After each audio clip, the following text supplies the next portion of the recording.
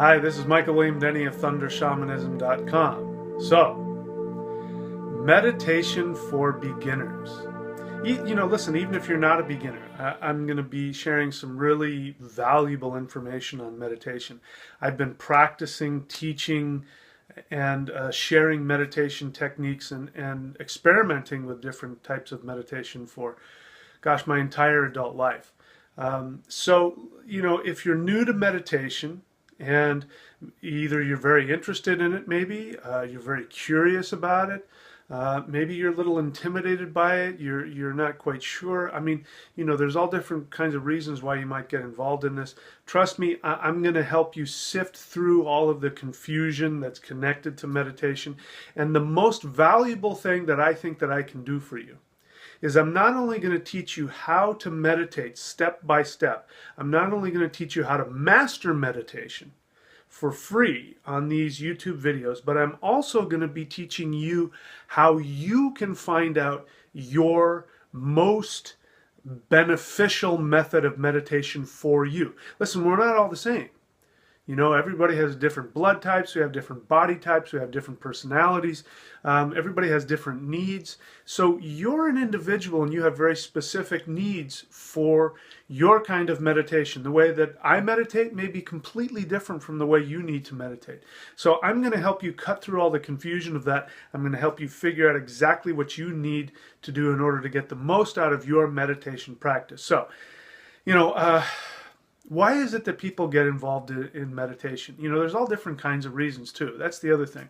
People get into meditation for their own personal reasons. A lot of people want to have peace of mind. That's probably the biggest thing that people are looking for in meditation is peace of mind. They want freedom from all the craziness in their heads. A lot of people do it for health reasons. There are major health benefits that can be achieved through meditation. There's a lot of healing that can be done, a lot of emotional healing as well. A lot of people, they're going through crises in their life, changes and shifts, and as a result, they've been suggested either by friends or by counselors or by even a doctor to meditate. Some people want to do it for greater spiritual connection. They want a deeper, intimate connection with their own soul, maybe with, the powers of the universe, whatever it is. There's so many different reasons to get involved in meditation. And here's the great news is that, it doesn't really matter what your reasons are. You find the right kind of meditation for you, you can get all those benefits and many that you never even realized you could get from meditation. So, what is meditation? The most common answer that I get to that question from people is that meditation is emptying the mind. Meditation is reaching a state of stillness in the spirit. And listen, if you can achieve that, great. I have known people who from right off the bat were able to simply close their eyes and breathe deeply and boom, they're in this state of emptiness, of empty mind. Well, I am not one of those people. So if you have a hard time emptying your mind, creating stillness, you and I are in the same boat. And so I need to address the biggest myth out there about meditation. Because lots of times when I work with clients or when I talk to people, I'll ask them, do you have a meditation practice? And they'll say, I can't do that. And I'll say, what do you mean you can't do that? And they say, I can't meditate. I can't still my mind. Or some people say, I can't sit still for just even a few seconds. It drives me crazy. I get really antsy. Some people say, I can't shut off my thoughts. I can't shut off my emotions. Aren't I supposed to be at peace? No, that is all false. The stillness of mind, the calmness of spirit, that is the result of meditation. That is not the focus of meditation. That's the result of it. And there are so many different techniques. There's literally thousands of different techniques to achieve that. And you can still be a very powerful meditator. You can still be a master meditator without having to turn your mind off or instantly achieve emptiness of mind. Listen, there's a big problem with that myth, and that's this, especially in Western society.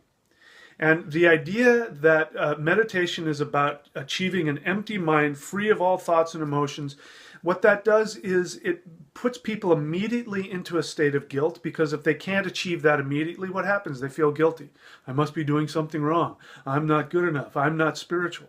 The other thing that happens is that there are people who, because they think that's what's supposed to happen in meditation, they will talk themselves into it. I don't have any feelings. I don't have any emotions. And what ends up happening is that you go into a state of denial. And there's a lot of people out there that meditate all the time, and really all that's happening is that they're suppressing their emotions. They're in a state of denial. I've seen this so many times in Western society. So again, drop all that. Drop it. You don't have to be anything.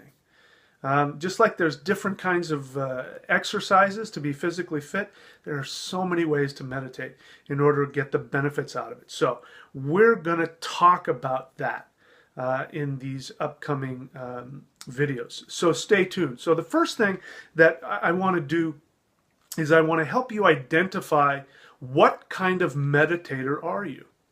Are you a stillness meditator?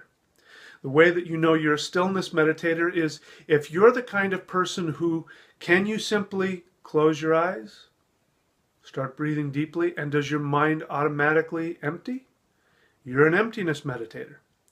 So some people are visualizers. When they meditate, they close their eyes.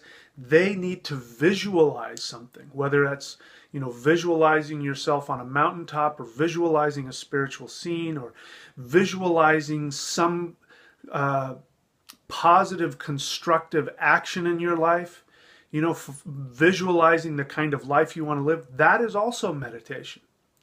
Then there's the kind of meditation where people need a goal. They have to have some kind of a process.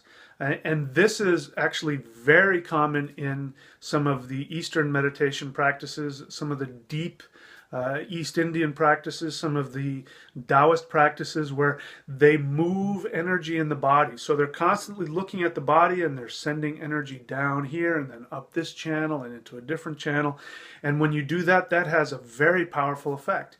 And they're doing it for very specific reasons. They're not emptying their mind. Their mind is very active. So they may look like nothing's going on, but their mind is and their spirit is doing all kinds of work. And then there's mantra meditation. Mantra meditation is great. Mantra meditation is one of those meditations that can work for just about anybody. If you're one of those people that can easily achieve stillness, no problem. Mantra will put you there very quickly. If you're one of those people where you're constantly thinking, great. Because the mantra will keep working. You can just chant your mantra, you focus on the mantra, and let your mind do whatever it needs to do. The mantra will grab a hold of the thoughts, it'll grab a hold of the patterns, and it'll start working with them. You'll get all kinds of ideas. If you have an active mind, you'll still get all the benefits if you do mantra meditation. Mantra meditation is great if you're looking for a deeper spiritual connection, because then you can really think about the words and feel the words as you chant them, or as you see them, or chant them silently in your mind. You can chant them to the deity you're connected to. So do you see the scope of this? Meditation is huge. It's enormous. And our ancestors used to do this naturally. This was part of everyday life for our ancestors. It's only in our modern day time that, we almost never do it. We're constantly going to TV, internet, the phone. I mean, I myself, I just, been doing it now. I've been working and on the net and all that. Our ancestors used to do this naturally. So that's the basics of what meditation is. So I want you to ask yourself the question, what kind of meditator are you? I'll teach you how to do each one of them, and you can figure out for yourself. So that's it for now. Listen, if you like this channel, you can go ahead and support it right here. If you want to help the channel out, you can also subscribe, like, and comment and share it with as many people as possible. And more importantly, come back, because we're going to keep talking about meditation. So the next one, we're going to talk about the most difficult kind of meditation, which is stillness meditation. And I'm going to teach you a very simple technique that you can use to get there, no matter how crazy your mind is. So stay tuned for that.